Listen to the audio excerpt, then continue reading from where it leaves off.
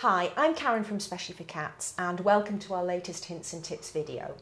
Now this video is all about what happens when you take your cat for a routine check to your vets. Now we're here at our local vets, which is Daisy Street Veterinary Centre in Blackburn, and we're with Sam, and Sam's one of the vets here. Now if you're anything like us, you do bring your cats in for regular checks, but I'm never actually certain what exactly it is that a vet's looking for when they do an examination. So we thought it would be really interesting to find out exactly what it is that a vet gets up to. So Sam, what's the first thing that will happen when somebody brings a cat in for a routine check? Well, here at Daisy Street, our nurses are the first to contact our clients. They call the client and their pet through to the consult room.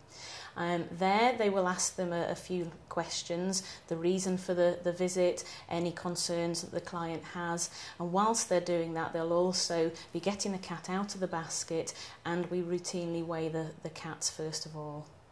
And why do you weigh the cats? What's the weight check for? Several different reasons. Weight changes are very important in cats, whether it be a young kitten, monitoring that they are growing correctly into adulthood, or sort of for the middle-aged cat, checking that they're not becoming a little bit overweight.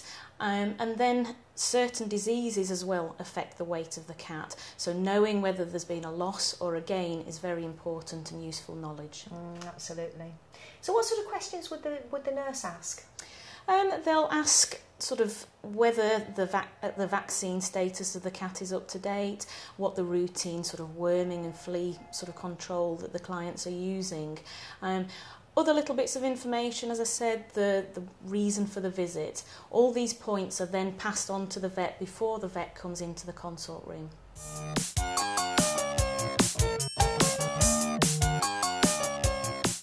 So Sam, what happens once you, the vet, come into the consulting room?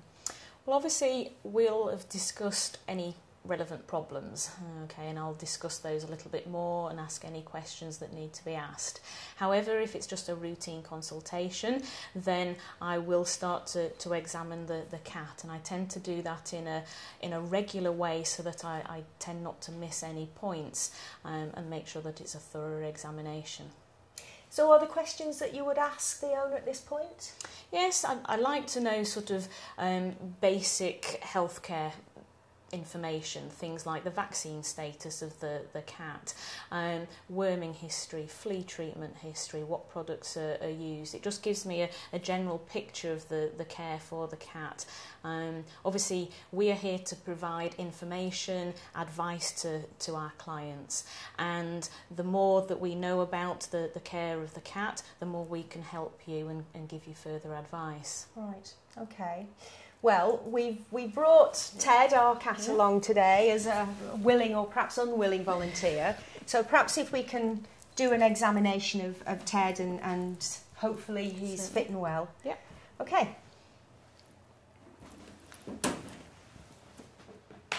So, even before I get the cat out of the basket, I will have been sort of assessing their normal behaviour.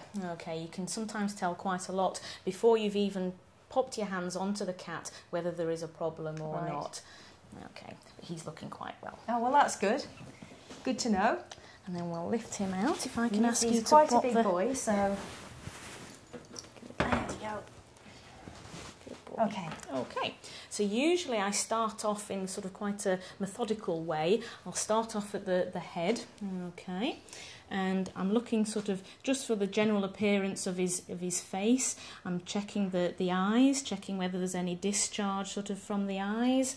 I'm checking the nose as well, whether there's any discharge from there, any abnormalities. The ears, again, checking how clean they are, checking there's no wounds, no injuries. Cats can get growths in their ears when they get a little bit older, so that's always worth checking as well. And then, quite importantly, we check the teeth. Cats do have a lot of dental issues, and we do need to give quite a bit of advice regarding this. Yeah. But we're also checking for other things as well, checking there's nothing in the mouth that shouldn't be there. Okay.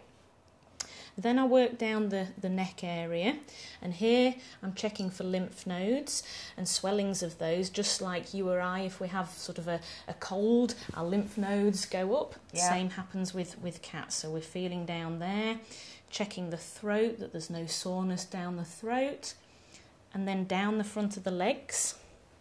Again, so if you were sore anywhere, he'd flinch or... Hopefully. Obviously, not all cats do, okay? Right. But yes, if they do flinch or pull away on examination, that alerts me and I'll examine that further. Right, okay.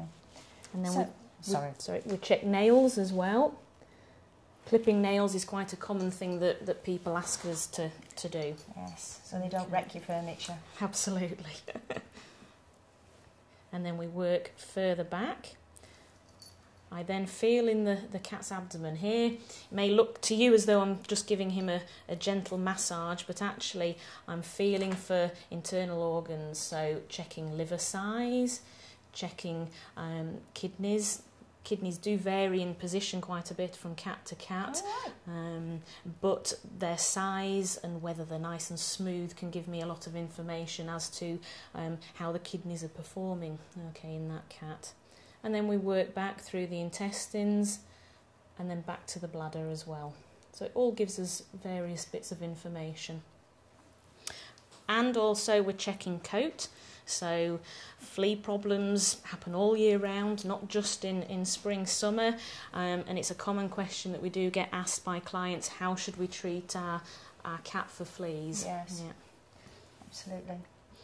So how often should you have your cat routinely checked? We usually recommend just in an adult cat about every 3 months. Okay, 3 months seems quite a short period of time, but if you think about the lifespan of your cat, then a lot can change in 3 months. And so the sooner we pick up on problems, the sooner we can deal with those problems and hopefully resolve them. And then I tend to work to the back of the cat, again just checking there's no problems there as well. Okay. Very good. Okay. And I notice you've got a stethoscope there. Is that something you normally check the heart rate? We do generally check sort of heart rate. We're listening for various things when we listen to the heart. We also listen to the chest, to the lungs as well. So we'll have a little listen to him now. Okay. If you can just watch him there. I will. I'll make sure he doesn't run off. Jumping off.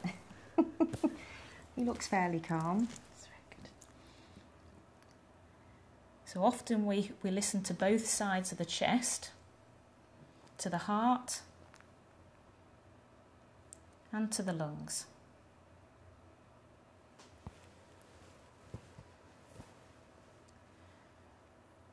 And sometimes during this procedure you'll see us feel under the cat's back leg as well. We're also checking the pulse quality and whether that matches with the heart at the same time. Right, okay. Good. So if you've got any concerns about your cat, I mean, is now a good time to ask your vet? Absolutely, yeah. Now's an ideal time because if you have noticed a problem at home, which may not be noticeable here in the consult room, then now is the ideal time to discuss it so that therefore I can then focus on that problem and try and find, you know, what the problem really is. Okay, well that was really useful. Thank you, Sam. I'm glad it seems like Ted's got a great bill of health, clean bill of health. So hope you found that useful too. And if you've got any comments or any feedback that you'd like to give us, we'd love to hear from you. Or if you've got any stories about your own cat and visits to the vet, you can contact us a number of ways. You can either contact us by email, on Facebook or via Twitter. So thank you very much for watching, and until next time.